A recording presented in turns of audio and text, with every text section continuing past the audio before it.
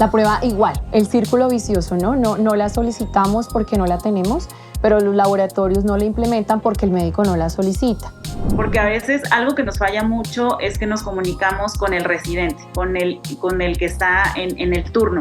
Y es bueno porque finalmente tienes un acercamiento, pero aquí hay que acercarse con sus jefes porque son los que van a emitir la información, son quienes van a normar los lineamientos para la determinación de ciertas pruebas. Creo que es muy importante tener presente que existen los calibradores, ¿cierto? Tanto para heparinas como para DOACs.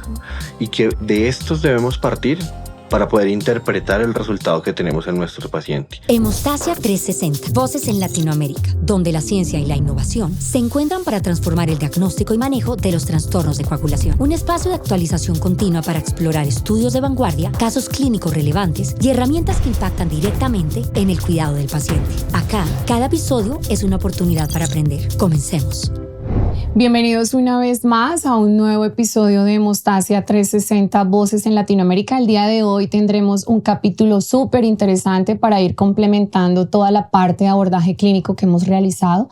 Hoy vamos a hablar de diagnóstico y nos invita la voz de México de la química Brenda Saray Zúñiga.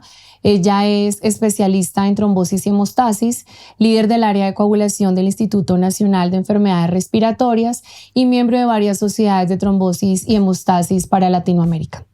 Bienvenida, Química, a nuestro podcast. Es un gusto tenerla aquí y un apreciado saludo para usted desde la distancia.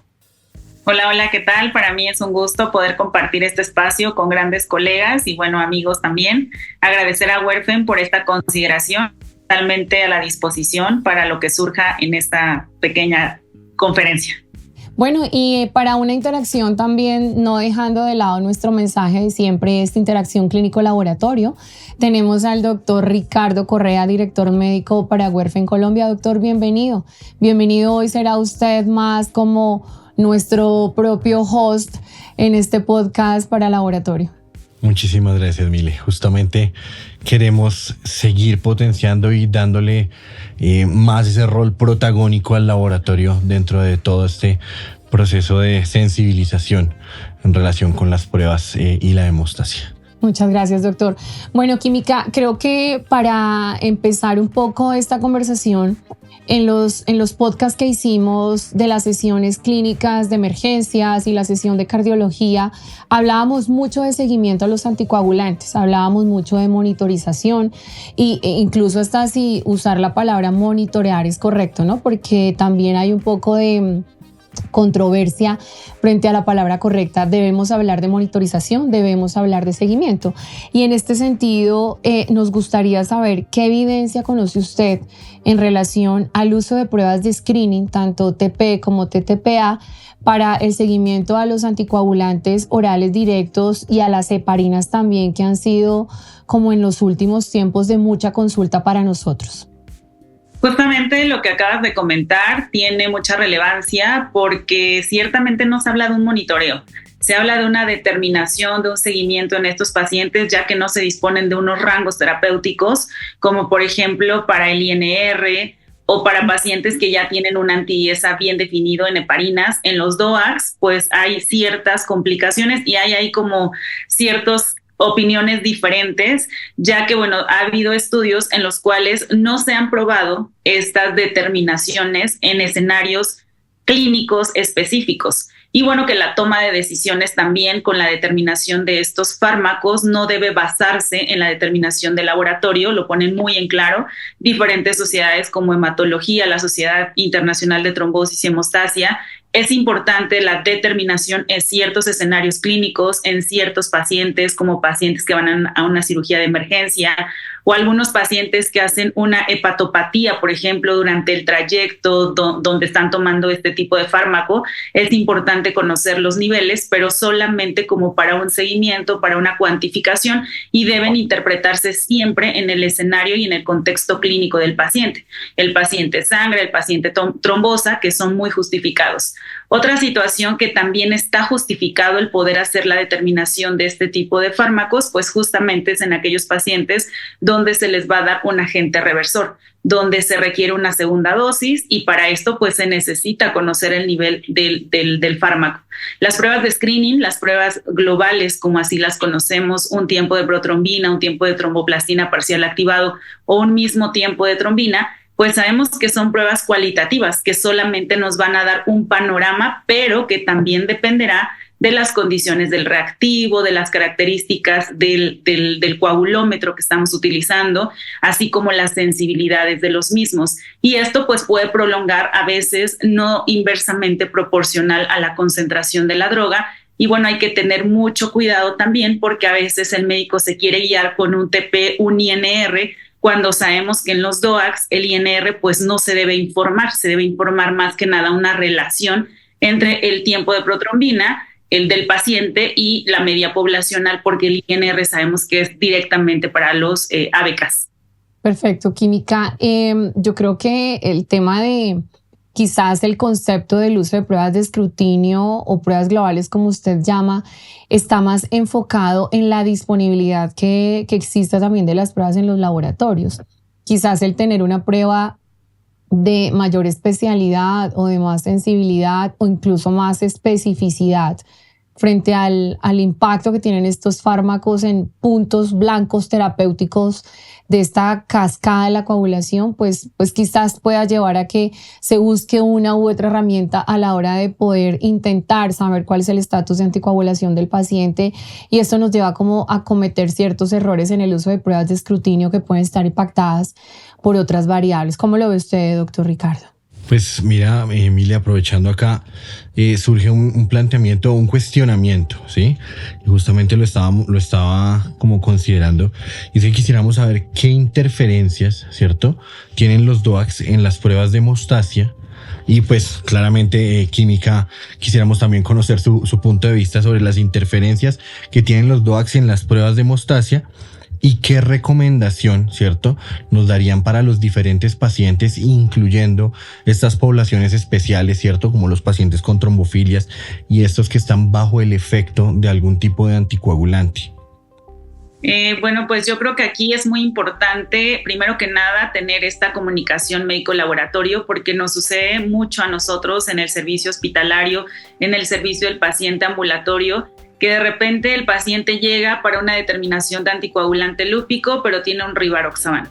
Entonces, yo creo que aquí también es como la educación al paciente para que el paciente pueda tener como la identificación del fármaco. A veces ni el mismo paciente tiene claro el fármaco que está tomando, entonces como que tenemos que partir desde lo básico. El médico tiene que informarle muy bien a su paciente que está tomando cierto fármaco, cuál es el nombre completo, porque eso es lo que nosotros lo preguntamos al momento de la toma de la muestra. Última dosis, nombre del fármaco, y bueno, hacer la recomendación que hay cierto tipo de pruebas que no se pueden hacer con la determinación, ya que podemos tener resultados falsos positivos.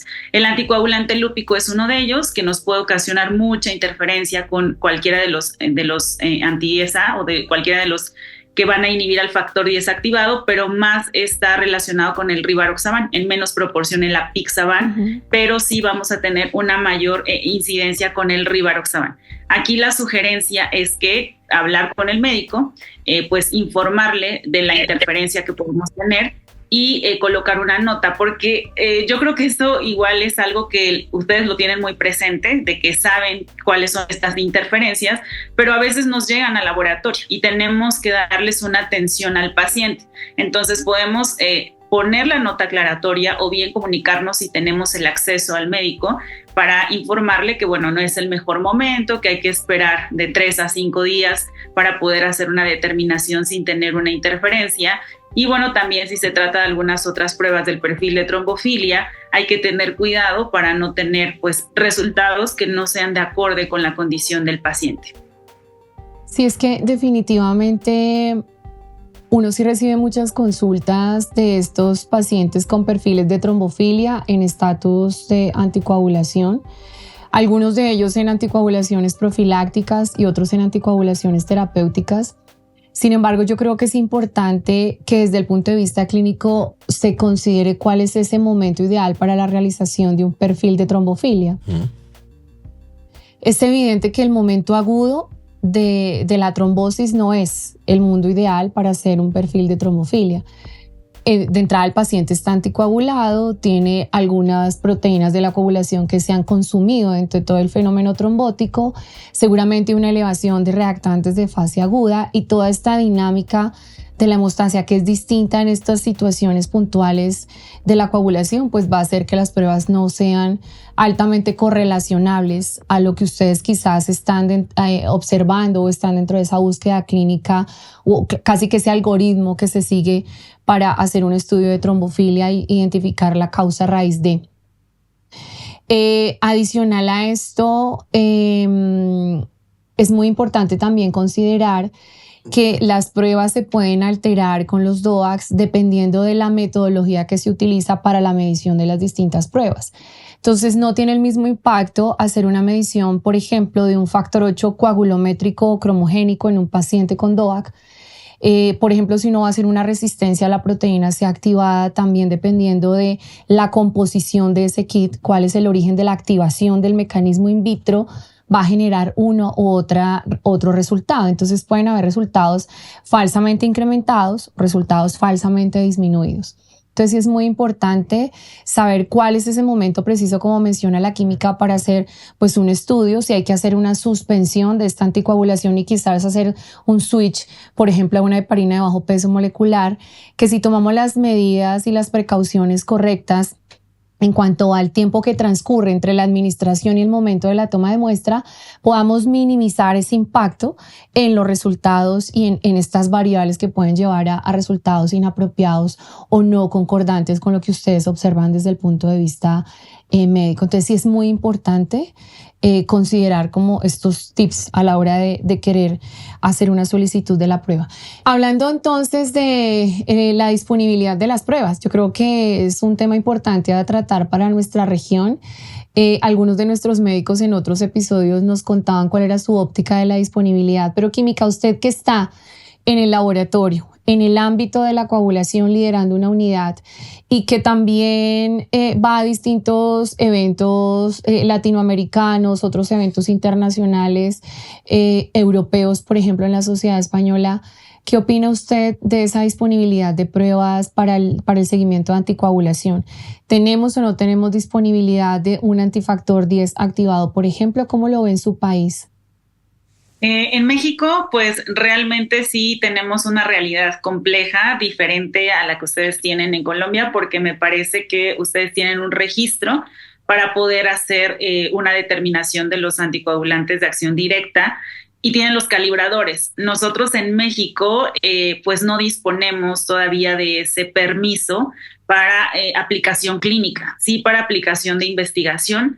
Y bueno, pues ahí se han probado en algunos escenarios, se han hecho algunos trabajos, algunas correlaciones, pero para pacientes en aplicación clínica, digamos que todavía por FDA no están, digamos, aprobados en México, y esto nos detiene un poco porque no podemos avanzar en aplicaciones clínicas que quisiéramos probarlos en escenarios complicados en pacientes, pero eso nos detiene una situación. Lo que sí tenemos, y bueno, que estamos utilizando en todo el tiempo, es una prueba anti-ESA para heparinas, una curva híbrida, pero bueno, pues sabemos que estos niveles solamente son de manera cualitativa para el momento de la urgencia. El paciente llega sangrando, se le va a hacer un procedimiento de emergencia, bueno, pues podemos hacer una determinación, pero sigue siendo limitante porque pues es una determinación totalmente cualitativa, donde no tenemos una determinación cuantitativa del fármaco.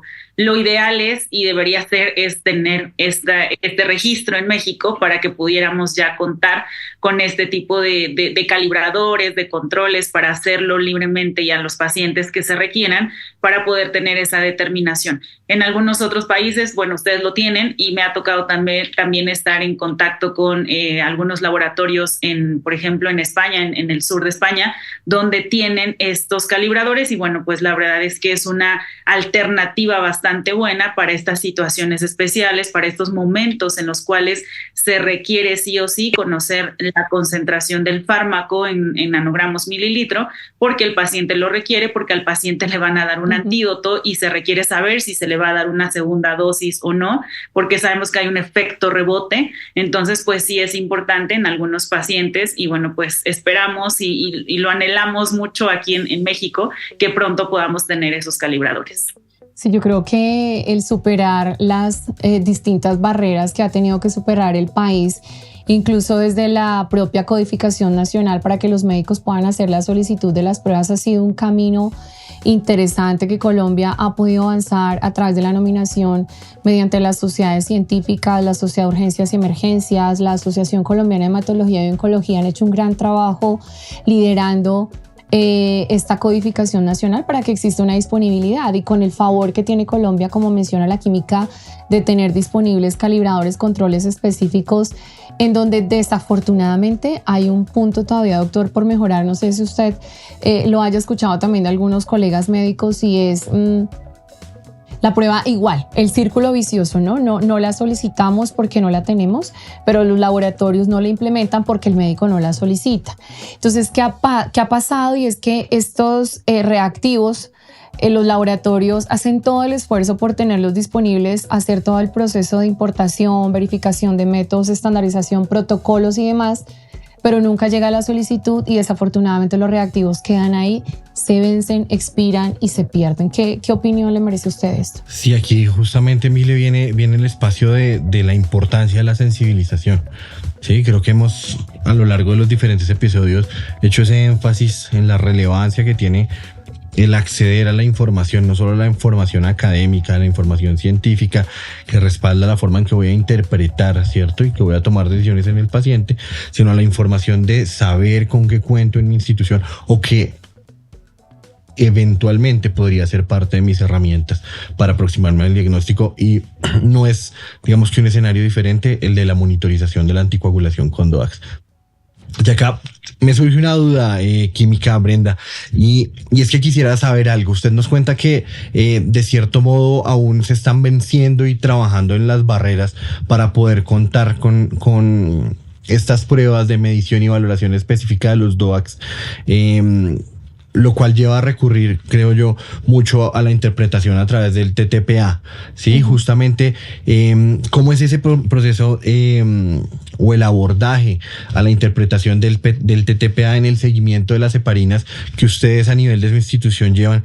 Y quisiera que nos contara un poco como si es comparable o no muy comparable esta respuesta que se tiene en relación con la valoración de la heparina y de las respuestas a las diferentes heparinas. Bueno, pues me gustaría retomar un poco el inicio de la pregunta con que a veces los reactivos se quedan ahí, las pruebas se quedan ahí, porque nos ha pasado también a nosotros y más con esta prueba anti-IESA. Fue todo un reto como el cambio de que el médico pasara de decidir una anti-IESA y no optar por un TTPA. Porque, bueno, sabemos que durante mucho tiempo fue una prueba de screening, fue una prueba de seguimiento que se hacía o que se sigue haciendo para pacientes con heparina no fraccionada. Entonces, en el instituto, los médicos tenían como muy arraigada esa postura y fue como un trabajo constante de actualización, de comunicación con ellos para informarles cuáles eran como las propiedades, los beneficios, tanto de una prueba como de otra.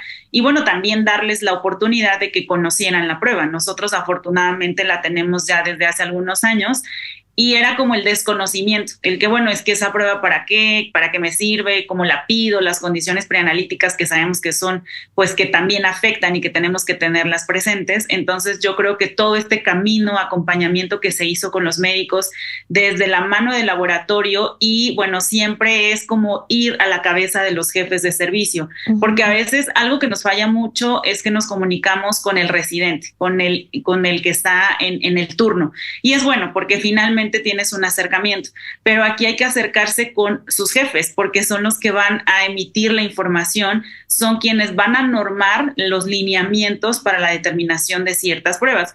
Y en mi caso, en lo personal, lo que nos tocó vivir con el instituto fue pues hablar con los jefes de servicio comentarles de las pruebas, mencionarles que el TTPA no es una prueba específica para el seguimiento de la heparina no fraccionada, que no se prolonga con la heparina de bajo peso molecular, que tenemos pacientes sépticos gravemente enfermos que están en la terapia intensiva y que van a tener proteínas reactantes de fase agudas incrementadas como factor 8, factor de von Willebrand, que van a cortar el TTPA y que no se va a observar tan prolongado como ellos esperan. Entonces fue como presentarles esos panoramas clínicos y acercarnos directamente con ellos para que ellos fueran conociendo un poco más acerca de la prueba. Y bueno, pues fue como se empezó a solicitar un poco más. Aunado a esto, pues bueno, también colocar infografía, que esto pues ayuda mucho en la sala de residentes, que son los que más solicitan las pruebas, porque a veces de repente ya nos empezaban a solicitar del mismo paciente como a demanda. Y bueno, también informarles que no es una prueba como de rutina que se tenga que hacer de libre demanda como un tiempo de coagulación, como un TTPA o como un TP, sino que merece ciertos tiempos en los cuales vamos a tomar ellos van a tomar una decisión clínica sobre su paciente, sobre el seguimiento, para valorar el riesgo de hemorragia, para valorar el riesgo de sobredosis. Y creo que esto nos funcionó mucho, pero siempre y cuando puntualizando mucho estas grandes diferencias que tenemos con el TTPA, que bueno, pues sabemos que no es una prueba específica para heparinas.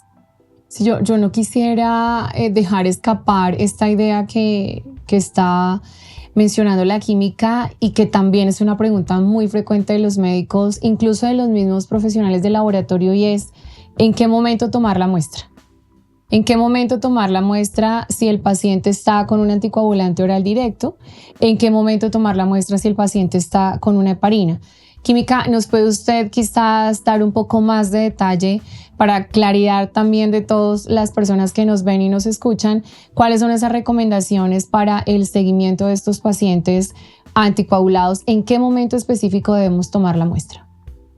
Muy importante porque, como mencionaba, pues no es una prueba libre demanda que tengamos que hacer en todo momento y que requiere de cierto especial momento para hacer una toma de decisiones terapéuticas. Si se trata de una heparina no fraccionada, sabemos que es por un bolo de infusión continua y esta determinación de anti-IESA debe hacerse a las 6 horas después de haber iniciado este primer bolo de infusión continua. Posteriormente, cada 24 horas hasta que el paciente alcance un rango terapéutico. Y de repente también me preguntan, bueno, ya alcanzó el rango terapéutico y lo dejamos, no hacemos más determinación. No, la idea es volver a hacer una segunda determinación una vez que alcanzó el rango terapéutico para valorar si el paciente no entra en un riesgo de sangrado o ya está en un riesgo de sobredosis, sobre todo en estos pacientes que son obesos, por ejemplo, pacientes de bajo peso, pacientes que tienen alguna situación importante como alguna enfermedad renal que pueda alterar pues esta biodisponibilidad y la farmacocinética. En las heparinas de bajo peso molecular es a las 4 horas después de la tercera dosis hasta alcanzar un rango terapéutico y nuevamente poder hacer una valoración a las 12 o 24 horas para ver cómo se encuentra pues este riesgo de sangrado o sobredosis en los pacientes.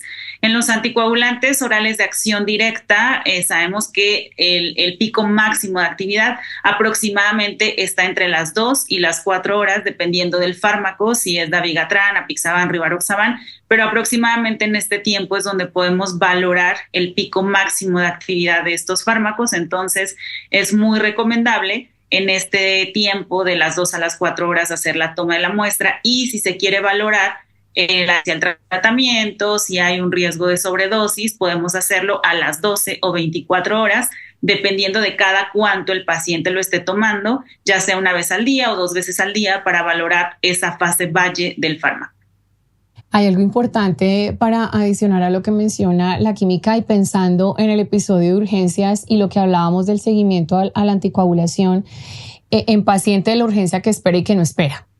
Y acá en la urgencia es muy importante que la muestra se toma en el momento en el que llega el paciente y el médico hace la solicitud y el requerimiento, porque aquí no vamos a ser tan estrictos a la hora de decir esperemos a que pasen tantas horas después de que se ha administrado su medicamento, porque el momento de la urgencia es un momento diferente.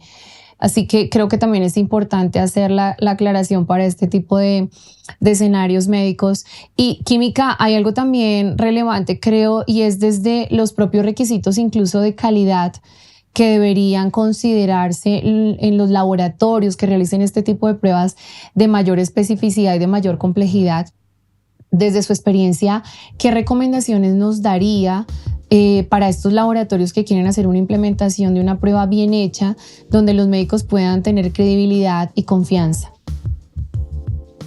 Primero que nada, bueno, pues recordemos que la preanalítica, porque la preanalítica pues es la base de todos los resultados. De nada sirve que tengamos controles de calidad interlaboratorios, controles de calidad de tercera opinión, si la muestra pasó por más tiempo del tiempo esperado. Para poder hacer una determinación, pues podemos perder el valor del fármaco que estamos evaluando. Entonces, la variable preanalítica es sumamente importante. Cuando hablamos de las heparinas, no deben pasar más de 2 horas desde la toma de la muestra hasta el momento del proceso, ya que, bueno, sabemos que las heparinas tienen una afinidad, sobre todo las heparinas no fraccionadas, con el factor 4 plaquetario, y esto puede hacer que estemos sobreestimando los niveles de heparina en esa muestra que estamos valorando. Entonces, es muy importante, y lo que nosotros recalcamos en el instituto es que cuando nos mandan una muestra al laboratorio, tienen que colocar la hora de la toma de la muestra, y eso tiene que estar por escrito en la solicitud, porque a veces preguntamos y nos dice, pues fue como a tales horas, ¿no? Pero no es como una, digamos que una asertividad de que fue a esa hora. Entonces es muy importante colocarlo por escrito. En los anticoagulantes de acción directa, bueno, aquí tenemos un poquito más de tiempo para la valoración. A temperatura ambiente disponemos hasta de 8 horas para hacer una valoración, ya sea de un rivaroxaban, de una apixaban, de un dabigatran, si vamos a hacer una prueba cualitativa, que sabemos que el tiempo de trombina es muy sensible a la presencia, solamente disponemos de 4 horas. Y bueno, si vamos a tener o queremos prolongar aún más allá el tiempo para la determinación de estos fármacos, podemos hacer una congelación a menos 20 grados centígrados o temperaturas inferiores, donde podemos tenerlos ahí almacenados hasta un mes. Pero bueno, pues la idea es determinarlo en el momento en el que estamos tomando la muestra para una toma de decisión, para un seguimiento terapéutico en el paciente. Por lo tanto, no podrían esperar a lo mejor un mes. Para fines de investigación los podemos tener ahí por más tiempo, pero para fines de toma de decisiones terapéuticas, pues la idea es darlo en ese momento. Y bueno, en el DOAC sí disponemos de un tiempo un poco más prolongado, hasta de 8 horas a temperatura ambiente. Bueno, yo creo que ya para cerrar este episodio de laboratorio, como vemos, doctor, las condiciones de calidad y los requisitos que debe tener un laboratorio de hemostasia son bastante relevantes para dar garantía a la calidad de un resultado también, y que ustedes puedan tomar este resultado para la interpretación. Me gustaría cerrar este episodio con 2 conclusiones un poco dirigidas y permítanme hacerlo. Hacia la parte clínica es: ¿cuál es su expectativa después de todos estos requisitos que ha mencionado la química Brenda frente a los laboratorios de hemostasia? Y para la química Brenda, me gustaría que su conclusión estuviera orientada hacia cuáles son sus recomendaciones para la parte médica frente a la interpretación de estas pruebas de anticoagulados. Bueno, pues mira que creo que es muy importante tener presente que existen los calibradores, ¿cierto? Tanto para heparinas como para DOACs, y que de estos debemos partir para poder interpretar el resultado que tenemos en nuestro paciente, que hay unas condiciones preanalíticas y hay unas condiciones analíticas, y que estas van a, digamos que a tener un rol determinante en el resultado que voy a obtener para poder tomar una decisión. Y como ya lo he ido diciendo y repitiendo, saber con qué cuenta mi laboratorio, ¿cierto? Y comprender que puedo utilizar la prueba, ¿sí?, teniendo en cuenta justamente los tiempos que corresponden para cada tipo de fármaco. Perfecto, doctor. Química, háblenos un poquito entonces de su conclusión frente a interpretación. Ya nos ha dado todo un panorama súper interesante desde el abordaje de las pruebas globales, los requisitos de calidad, la toma de la muestra. Cerremos con interpretación. ¿Qué nos puede dar usted de recomendaciones? Bueno, pues como bien lo dicen las guías, la interpretación del resultado debe estar guiado por el contexto clínico del paciente. Y bueno, aquí el doctor no me va a dejar mentir. nosotros otorgamos un valor, ese valor está pues siendo con todos los requisitos de calidad que ya mencionamos. Tenemos un control de calidad interno, hacemos verificación de los instrumentos que avalamos por la parte del laboratorio que el resultado cumple con la condición del paciente, pero este resultado tiene que ser valorado, interpretado en la condición y en el contexto clínico de cada uno de los pacientes, porque volvemos a lo mismo, los valores que tenemos de DOACs tienen rangos bastante amplios, pero sí es muy importante conocer estas determinaciones en algunas situaciones especiales. Con las heparinas tenemos estos rangos terapéuticos ya bien establecidos. Lo que sí hay que tomar en consideración son todas estas variables preanalíticas que si no se cuidan de manera correcta, si no se toma la muestra en el momento indicado, pues puede haber una sobreestimación del resultado.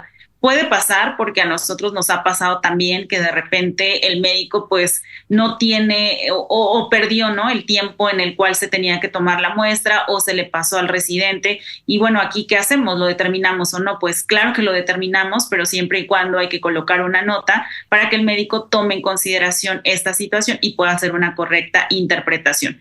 Aunado a esto, pues creo que me sumo a la parte de la comunicación que debe haber entre el personal de laboratorio y el personal médico.